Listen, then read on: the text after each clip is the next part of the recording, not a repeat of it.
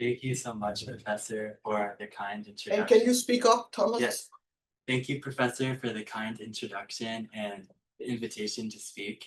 It's an honor to be back at Princeton for my first time since graduation and to be able to talk about a population that's only become more dear to me since.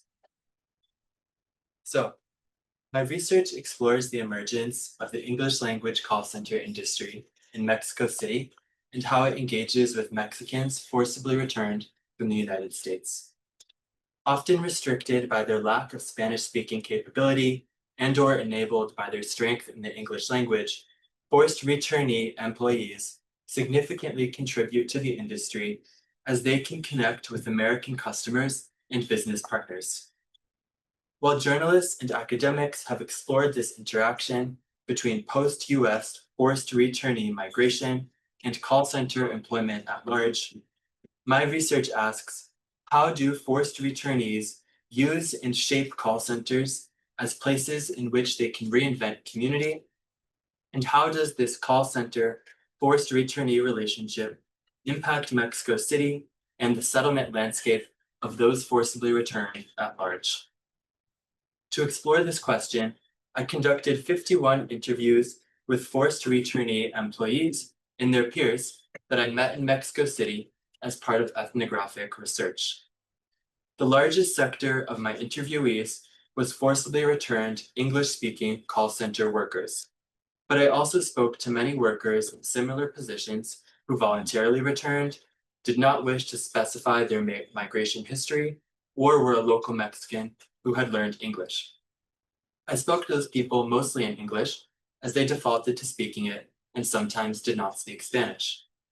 Moreover, I spoke with a few forced returnees who did not work in call centers, some local Mexican Spanish-speaking call center workers, and 3 leaders of organizations helping forced returnees experience dignified returns.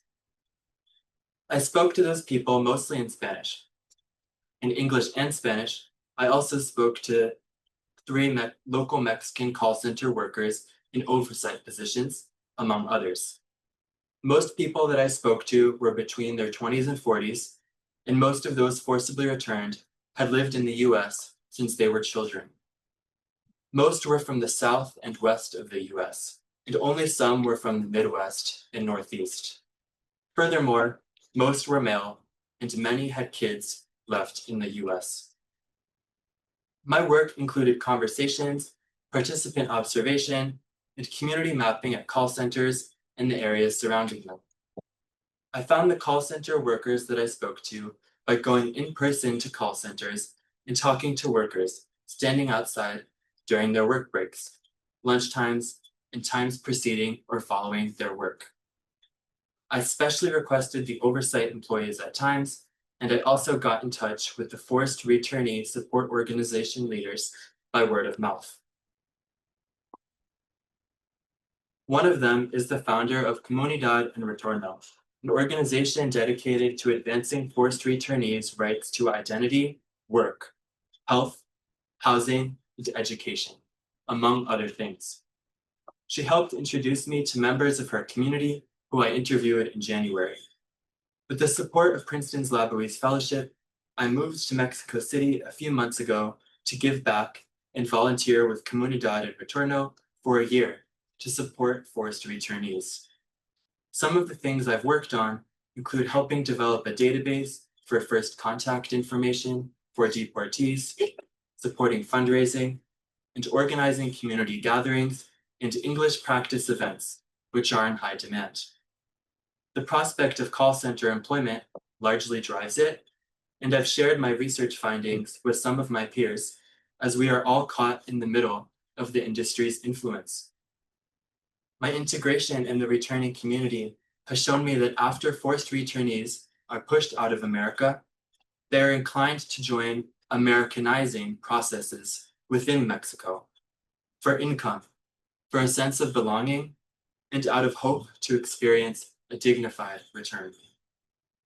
In the first ever in-depth study of forced returnees and their community reinvention in Mexico City call centers, I claim that call centers are a vital space within the settlement process used by forced returnees to enter the global market, find and support one another, and reinvent community. They build these social networks both socio-emotionally and materially, which emerge as integral in their own settlement processes. In prior research done on forced returnees working in call centers, they are mainly portrayed just as victims of their workplaces. But my research shows that their workplace also enables them to develop a new sense of agency. Moreover, these workplace social networks inspire institutional changes within the call center industry and distinctly situate forced returnee call center workers within the forcibly returned community at large in Mexico City. My talk is structured in 4 segments. First, I will start by providing context on the process of return, the intricacies of the call center industry, and where the call center forced returnee relationship can be seen in the city. Second, I will describe why call centers depend on forced returnees and what they do to recruit and maintain their labor. Third, I'll detail the challenges forced returnees face in call centers, as well as how they navigate them and assert their ability to foster community and personal agency. And finally, fourth, I will explore the relationship of this phenomenon to Americanization and the social positioning of the English language in Mexico City. Now, I will start with the context. I'm using the term forced returnee to describe the population I studied because official government-facilitated deportation is only one of the ways in which the US pushes undocumented Mexicans back to Mexico. I talked to people who were coerced into choosing to return after various negative experiences, being stuck in detention indefinitely before a deportation trial, lacking eligibility to access a future in American institutions, and being terrified by rising anti-Mexican and immigrant sentiment, among other things. I'll be using the term forced returnee throughout my presentation, as well as deportee to describe those formerly deported. The organization I volunteer for and others like it welcome all forced returnees because regardless of how they were forcibly returned, they all share similar experiences. According to Mexican President Claudia Sheinbaum's morning briefings, it appears that Mexico is receiving deportees at a rate similar to last year's. However, we in the forced returnee support space recognize that the number of those coerced into returning is what is dramatically increasing following Trump's election. My advisor at Comunidad en Retorno told me that differently from those formerly deported, we have no idea of knowing who these forced returnees are or where they're going. People deported formally often come in groups, but these people may be coming alone, which is even more dangerous. My advisor is working with others in the policy space to try to find a way to estimate the numbers of this population and find a way to support them, and it is changing the nature of our work. For example, she asked me to soon help make videos that we can post on social media to help undocumented Mexicans in the US understand their rights and know how to return safely if they choose to. The process of forced return often puts forced returnees in dangerous positions. The US often intentionally deports Mexicans into states that they are not from under the guise of preventing them from returning to the US.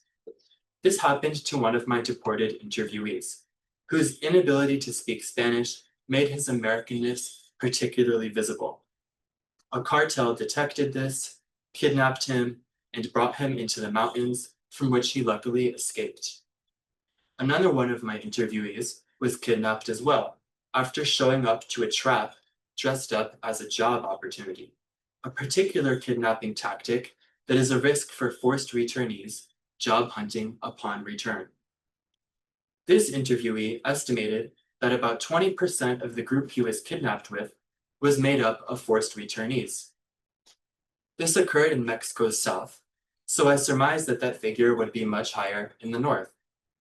Forced returnees told me that local Mexicans perceive their affiliation with the US as one that indicates that they have a lot of money, which is why several others told me they had been robbed. I also learned that it is common for them to be held for ransom that their abductors think they can get by calling family members in the US. As forced returnees are often deported without their phone, if they have one, they are especially vulnerable to all of these risks.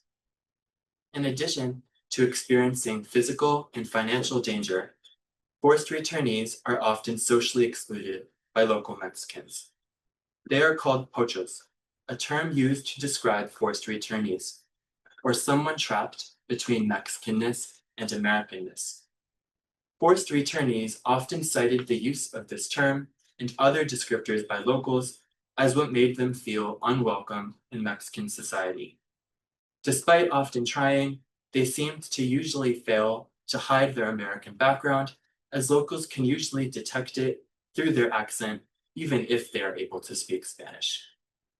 Moreover, the forced returnees working in call centers, despite often being near gentrified areas with lots of American expats, never described hanging out with expats. They cannot relate to those economically privileged enough to live in Mexico on the powerful American dollar and who have the privilege of returning to the US whenever they want. Forced returnees are socially isolated, and the call centers were described as the biggest gathering points of forced returnees in the city. Those working there often have all or most of their friends there. The Mexican government enables 100% foreign ownership in telecommunications and related services, which the US takes advantage of as the largest investor.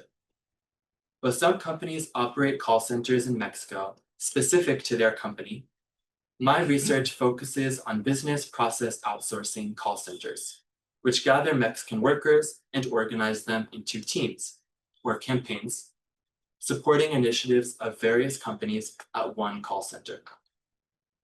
Across all of the call centers I visited, there was generally a similar structure: 9-hour workdays, 5 days per week, with two 15-minute breaks and one lunch break of about an hour.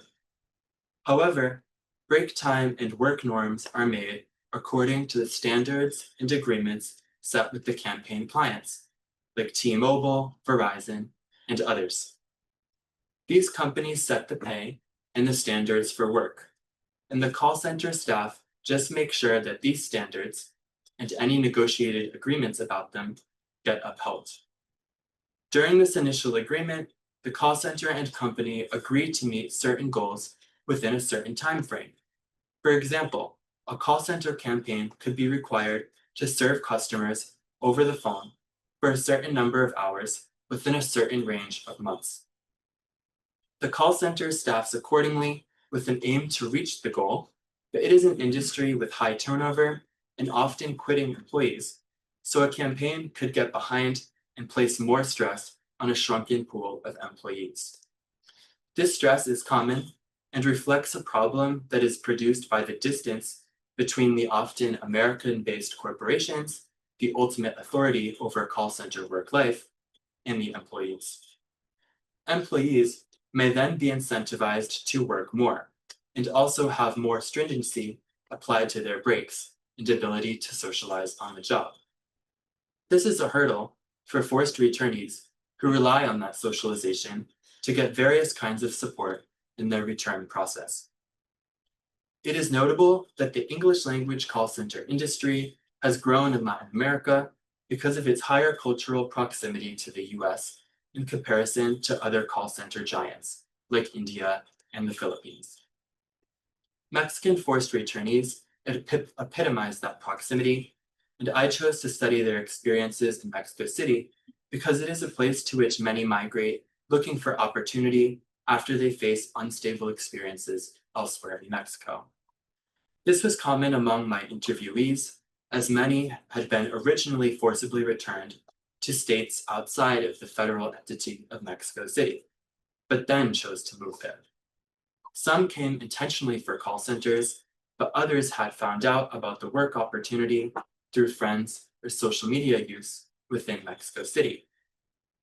They helped me understand that Mexico City's call center environment is more stable and integrated in Americanized urban fabrics than that of the call center environment along the border.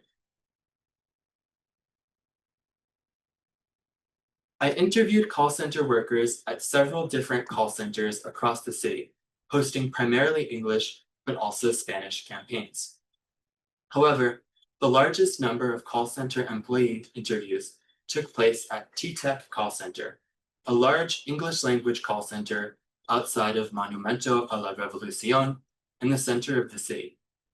The area surrounding it has been coined by locals as Little LA, given its high forced returnee population, illustrating the connection between forced returnees and the call center industry in Mexico. Little LA was described by forced returnees as one of, or the only place in Mexico City where they felt fully accepted for who they were. Because of this, the forced returnee-filled call center environment becomes a home for them, and they invest in cultivating it. The result is that the American spirit of Little LA exudes outside of the call center, with English language conversations and music abundant on T-Tech's side of the monument.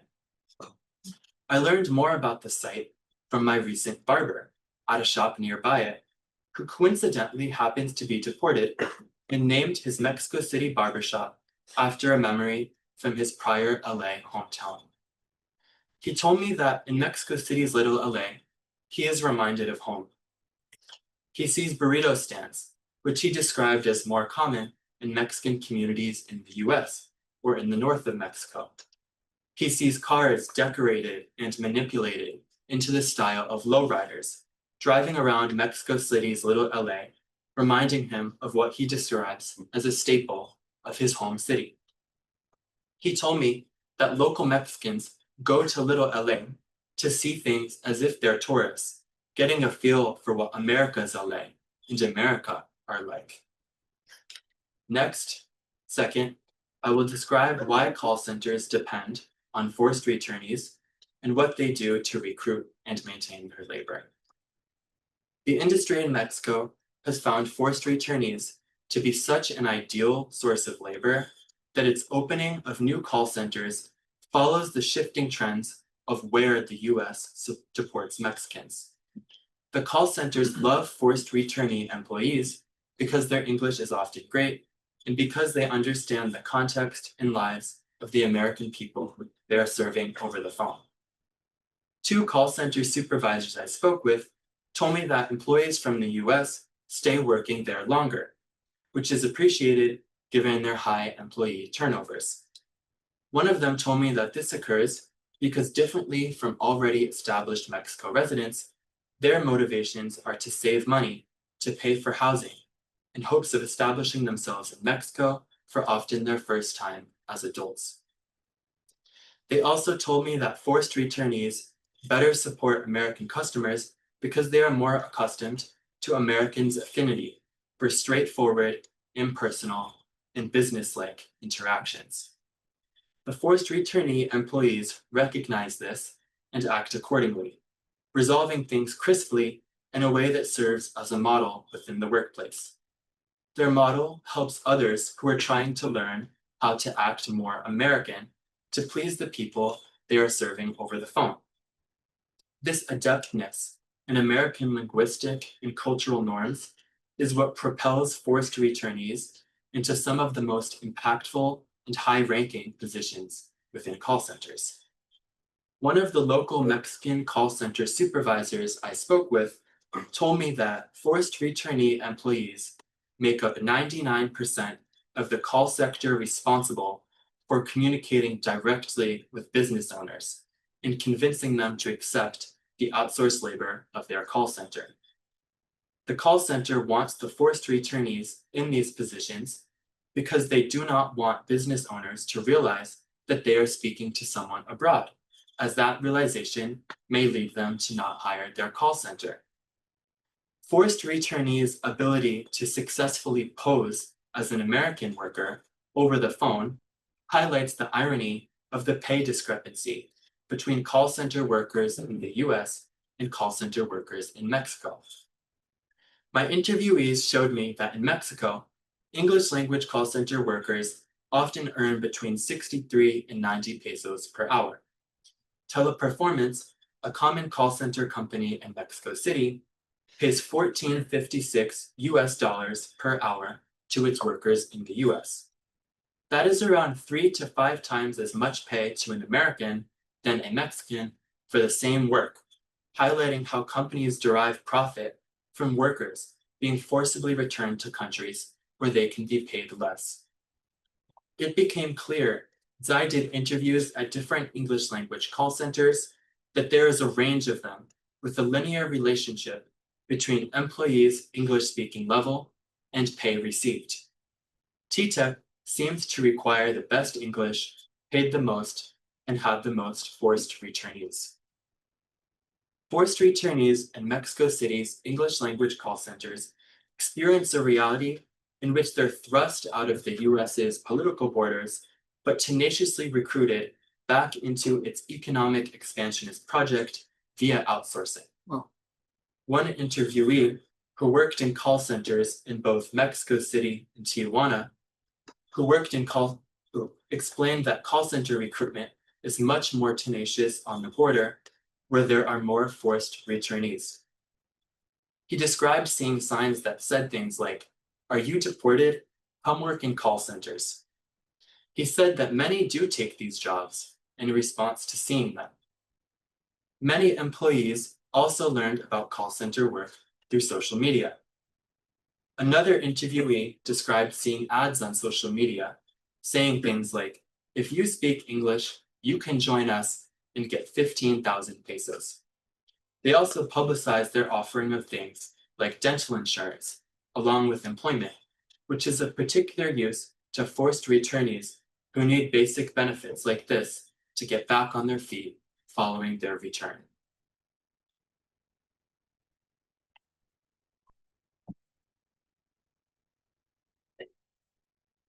Another integral part of call centers' publicity is that they advertise themselves as places for self-improvement, professional development, and as avenues to redefine oneself. This is also very appealing to forced returnees who feel like they are starting their lives over in many ways, and who often are applying to their first formal job ever after doing informal, undocumented work in the US. Call centers organize thorough self-improvement programs with bonuses related to customer satisfaction and punctuality, and overall job security determined by one's measured performances with empathy and hospitality. The abundance of metrics used within call centers to facilitate self-improvement programs often affects forced returnees particularly as they have just undergone a removal process that shames them. Several forced returnees told me that they felt that they deserved to be forcibly returned because of the shame they were made to feel over their lifestyle in the US, which sometimes included illegal activity. Now in Mexico, they said, they are proud to be rebuilding their lives. They explained to me that the call center's emphasis on self-improvement helped them do so, affirming the salience of the related publicity. Moreover, I learned more about social media recruitment from the leader of Otros Dreams en Acción, another forced returnee community support organization. She told me that they sometimes receive outreach from call centers directly via social media and email, asking them to refer forced returnees to apply for call center work at their location. They frame their outreach as mutually beneficial as they are helping the organization find employment for its community members who are often in need of it. And they're right, there is a need, and it is a quick and accessible option for them. However, the community organization does not proactively promote the call centers as it is not within their mission to do so, and only mention it to people within their community if they ask particularly for help with employment. English language call centers' dependence on forced returnee labor also informs internal changes within call centers. One supervisor I spoke to told me that because of forced returnee applicants' frequent instability and troubled histories, they have changed their hiring process to include greater background checks, a screening, and a medical examination. And because they also want to retain their labor if hired, their call center implemented greater work therapy for their employees to use. They also incentivized their retention with food, workplace flexibility, and a program that they developed that connects forced returnees with people that can help them settle in the city.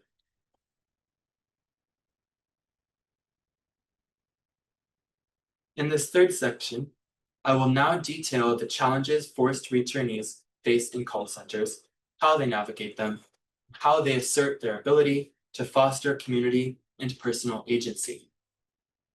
A lot of their social energy is squeezed out of them and directed over the phone to Americans instead of those beside them.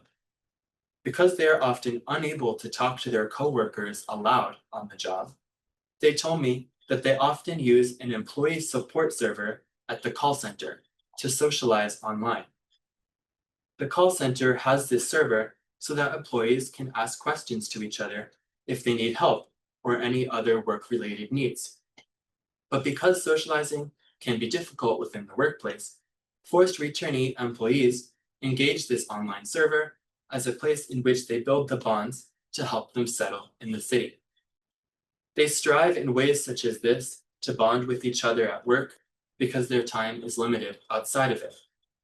They're paid a little more than that of a common Mexican worker, but the pay is still so low that they often have to live 1 to 2 hours away from their workplaces, which are often located in the expensive central parts of the city.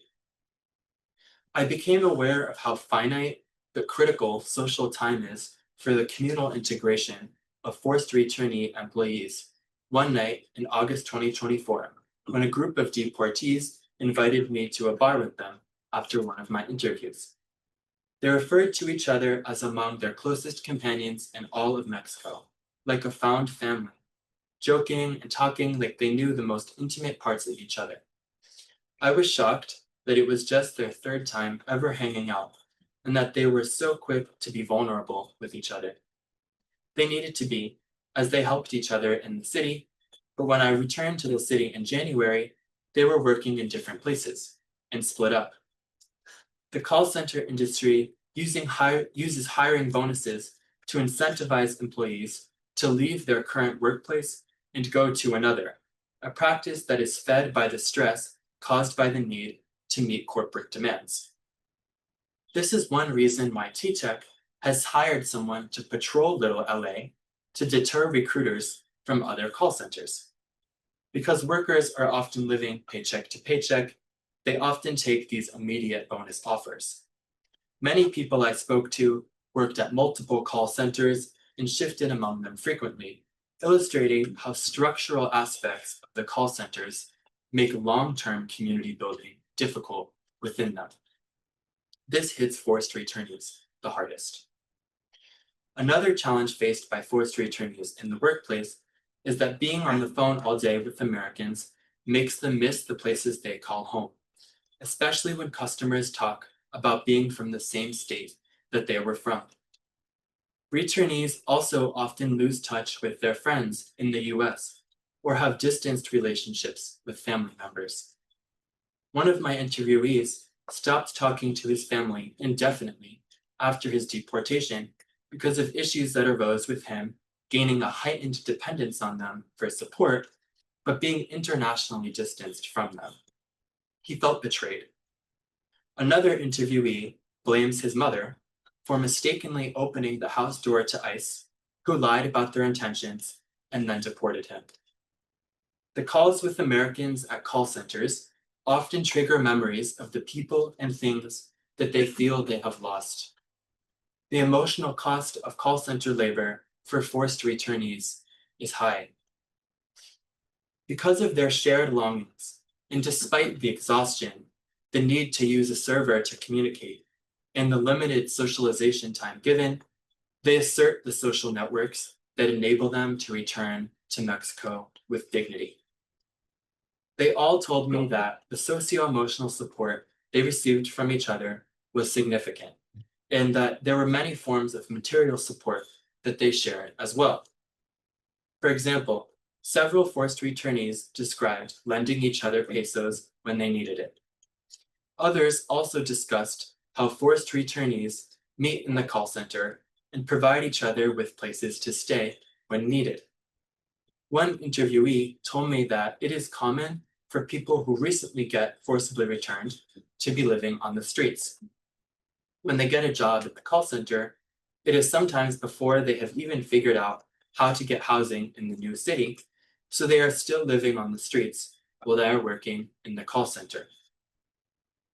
The alley behind T-Tech in Little LA used to be a place where these people would sleep.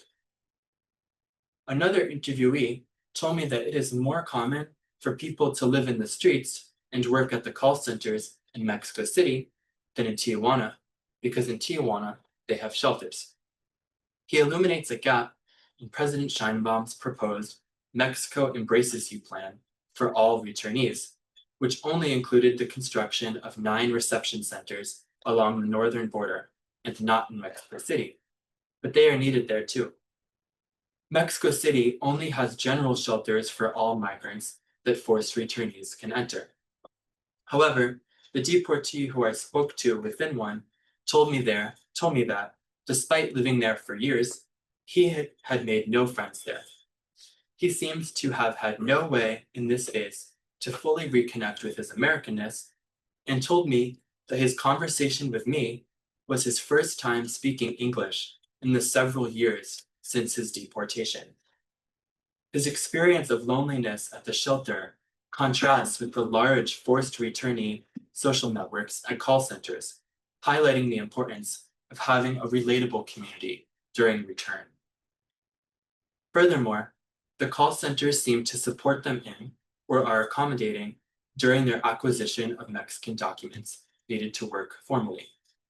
One interviewee said that the call center helped him acquire his Social Security, taxation paperwork, and other forms of documentation. While informal and illegal call centers do exist, most call centers offer formal labor and sometimes have the capacity to help forced returnees speed track documentation access. This is life-changing for forced returnees, particularly those without family in Mexico or anyone to help, who could be stuck in informal work for years without such documentation. Despite being Mexican citizens, many of those I interviewed did not understand what different documents were and how they functioned in society. They did not need their Mexican papers in the US and were denied American ones, so they often didn't even know if they had Mexican papers when returning. Regardless of if they did, many had been forcibly returned without the chance to look for them or sort that out with family. Returning to Mexico without Mexican documents leaves forced returnees in a second state of undocumentedness and informal employment in Mexico that they may never resolve. The call center, if selected to join one, potentially provides one path to a solution. Ocho's Dreams in Acción has a list of public policy recommendations to help forced returnees experience dignified returns. One of these recommendations is for the government to establish a one-stop shop where migrants and return migrants can process basic documents and access citywide services with intercultural mediators and anti-discriminatory practices. This recommendation has not yet been implemented, and the fact that call centers are doing this for their employees shows yet another way that call centers are providing irreplaceable support to select forced returnees in ways that cannot be found elsewhere. Life with documentation in one's place of residence as an adult, as well as with a formalized job, are both often first-time experiences for forced returnee employees. These forms of stability and recognition, as well as the decent pay of call centers, enables forced returnee employees to often experience a higher socioeconomic status relative to society than that which they experienced in the US. This contributes to a newfound sense of professional and personal agency that they exercise not just over fiscal matters, but over their ability to finally craft a life tailored to their interests beyond just their necessities. One of the deportees I talked to expressed overwhelming satisfaction with the payment and said that he could support his family with it, despite them being back in the US. He said, "Although it was hard for me to come, and adjusting has been one of the hardest things I have ever done, due to the fact that, I lived the majority of my life over there, I'm happy.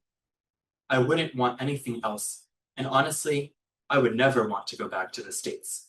I'm happy to be here. It's amazing. I'm happy. I have an honest job because I was a little crazy when I was younger." He told me that he was thankful to have this job, as opposed to his prior experience in the United States, when he was involved in gang activity, lived on the streets, and experienced significant violence, including being shot. He appreciated the stability of this work and its ability to help him foster community as well. He seems to speak English better than Spanish, and his story crystallizes how knowledge of English enables forced returnees to get jobs that local Mexicans often pursue formal education to achieve, as they need to learn English intentionally.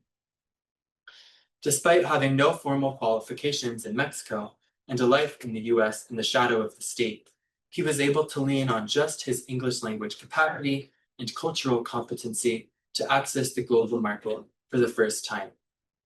Once hired, it is common for forced returnees to be using computers for the first times in their lives. Soon after, they are using Excel and being taught how to use more tools that further increase their access to the global market.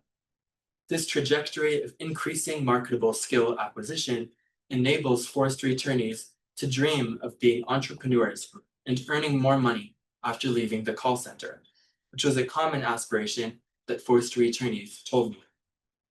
Lastly and fourth, I will explore the relationship of this phenomenon to Americanization and the social positioning of the English language in Mexico City.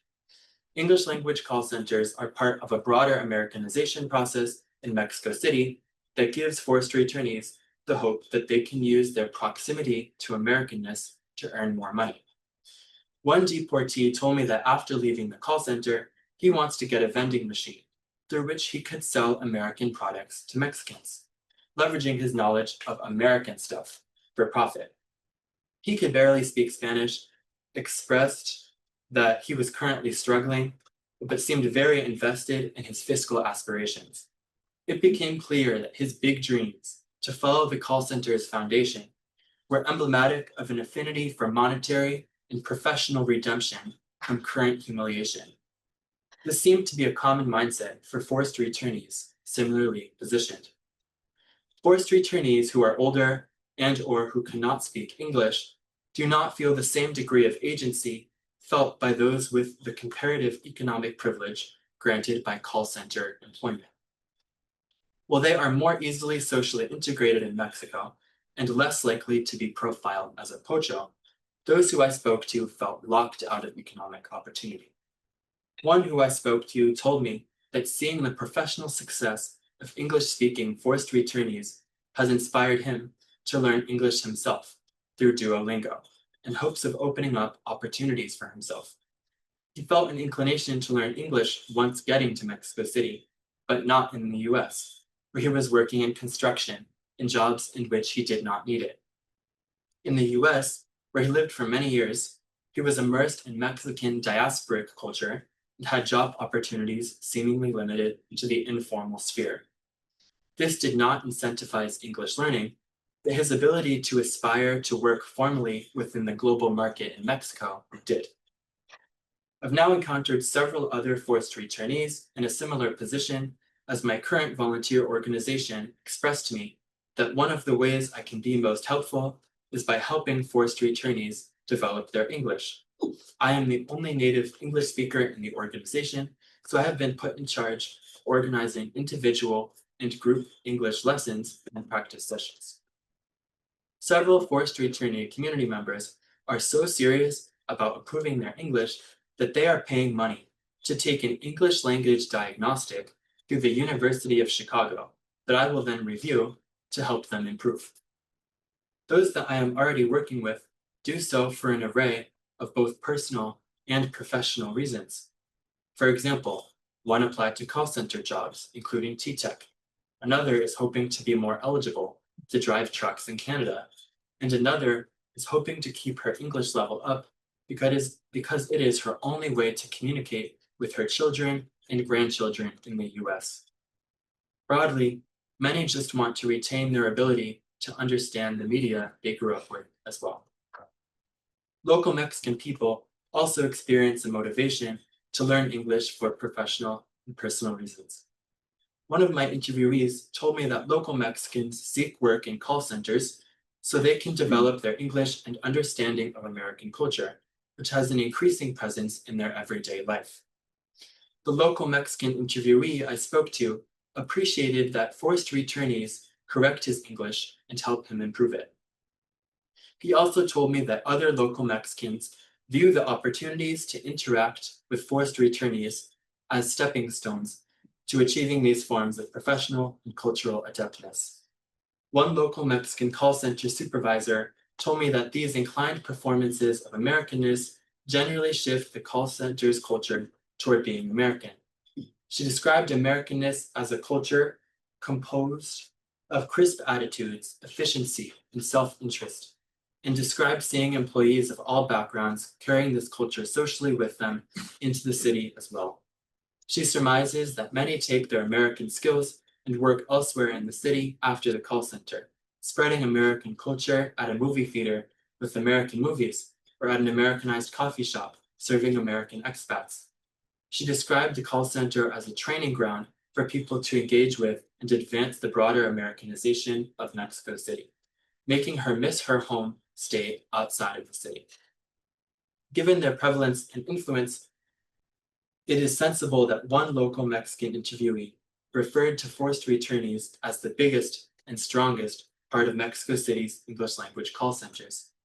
The United States is shifting its telecommunications investments away from Asia and toward Mexico and Latin America, suggesting that the role of forced returnees in the industry is contributing to its global reorganization.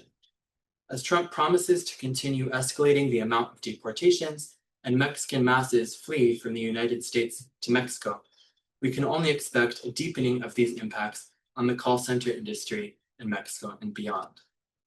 The work that forced returnees, that's my conclusion.